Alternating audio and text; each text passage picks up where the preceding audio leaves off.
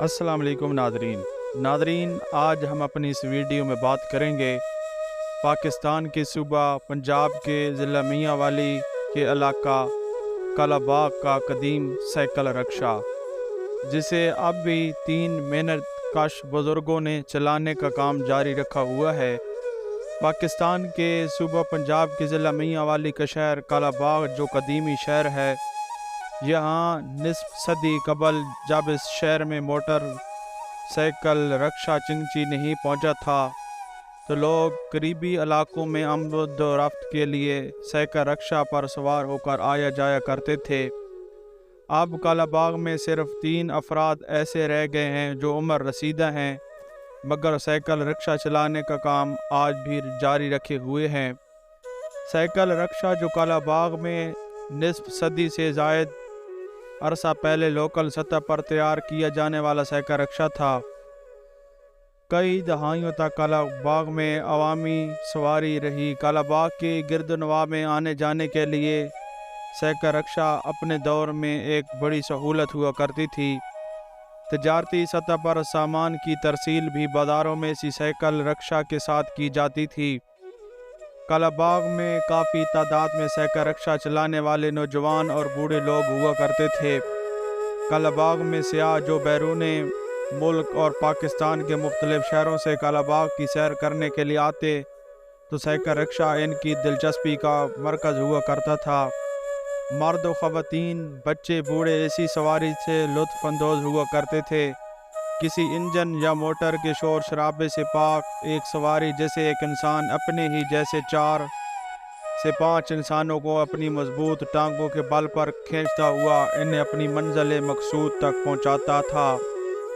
ناظرین، کالا باغ میں جب ترقی کا دور شروع ہوا تو سوزوکی پک اپ اور گاڑیوں کے آنے جانے سے بھی سائیکل رکشہ چلانے والے کے روزگار پر اتنا اثر نہیں پڑا۔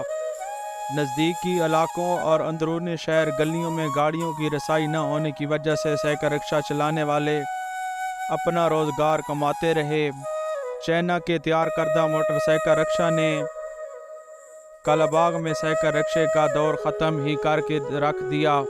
اب کالا باغ کے تاریخی شہر میں یہ تاریخی سواری چلانے والوں کی تعداد صرف 3 رہ گئی ہے، جو اب سواریاں بھی اٹھاتے ہیں اور لوڈنگ کا کام بھی کرتے ہیں۔ صبح سویرے سبزی منڈی سے سبزی، پیاز، آلو کی بوریاں لوڈ کر کے دکانوں پر پہنچاتے ہیں۔ بازار سے راشن وغیرہ اٹھا کر گھروں تک پہنچا کر اپنا روزگار کما رہے ہیں۔ اب رکشہ چلانے والے بوڑھے بزرگ عبدالرشید نے بتایا کہ میں گزشتہ 40 سال سے کالا باغ میں سائیکل رکشہ چلا رہا ہوں اور دن بھر میں 5 گھنٹے رکشہ چلاتا ہوں۔ فجر کے وقت اٹھتا ہوں، اپنا سائیکل رکشہ نکالتا ہوں اور منڈی سے سبزی لوڈ کر کے اپنی منزل مقصود پر پہنچتا ہوں۔ گو کے بڑھاپے کی وجہ سے اب رکشہ چلانا مشکل ہے، مگر جیسے تیسے کر کے 400 سے 500 روپے روزی کما لیتا ہوں۔ کبھی کام ہوتا ہے تو کبھی نہیں ہوتا۔ سائیکل رکشہ کی مرمت پر بھی کبھی کبھی خرچہ آ جاتا ہے۔ ایک سوال کے جواب میں سائیکل رکشہ چلانے والے عبدالرشید نے بتایا کہ میں نے بھی موٹر سائیکل رکشہ لے لیتا، مگر میرے پاس اتنے پیسے نہیں کہ انجن والا موٹر سائیکل رکشہ لے سکوں۔ پہلے کالا باغ میں سائیکل رکشہ چلانے والے بہت سے لوگ تھے، مگر موٹر سائیکل رکشہ اور لوڈر آنے سے اب سائیکل رکشہ چلانے والوں کی تعداد صرف 3 رہ گئی ہے۔ وہ بھی غربت کی وجہ سے اس کام کو جاری رکھنے پر مجبور ہیں۔ عبدالرشید نے بتایا کہ میں اب رکشہ چلاتا ہوں لیکن میری ٹانگیں اور جسم درد کرتا ہے، حالانکہ میری اب عمر نہیں ہے کہ میں سائیکل رکشہ چلاؤں۔ ایک نیا سائیکل رکشہ خریدنے یا تیار کرنے میں 20 سے 25 ہزار روپے خرچہ آ جاتا ہے۔ اب تو سواری بھی ہمارے سائیکل رکشہ پر کم بیٹھتی ہے، کیونکہ اب تیز رفتار موٹر سائیکل رکشہ مارکیٹ میں آ گئے ہیں۔ حکومت پاکستان کے اساس پروگرام یا بے نظیر انکم سپورٹ پروگرام جو غریب مزدور طبقے کی امداد کے لیے بنایا گیا، ان امدادی پروگراموں میں سے محروم ہیں۔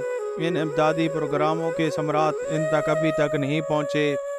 ان کا مطالبہ ہے کہ ہمیں بھی اساس سپورٹ پروگرام میں شامل کیا جائے۔ بزرگی کی عمر میں یہ تاریخی سواری کھینچ کر روزانہ 3 400 रुपये साल से रिक्शा कमाते हैं और इसी में अपने बच्चों के साथ तंग दस्ती गुर्बत अफलास की हालत में ज़िंदगी गुजार रहे हैं।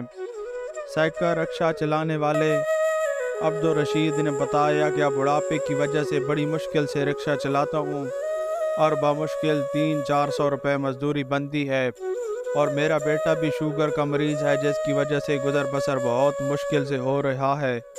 कभी किसी सरकारी या प्राइवेट इदारे ने हमारी मदद ना की, ना किसी हुकूमत के नुमाइंदे ने हमें पूछा। हमें आसान कर्ज़े फराहम करें ताकि हम भी मोटर साइकिल रिक्शा ले सकें और अपनी ज़िंदगी आसानी से गुजर बसर कर सकें।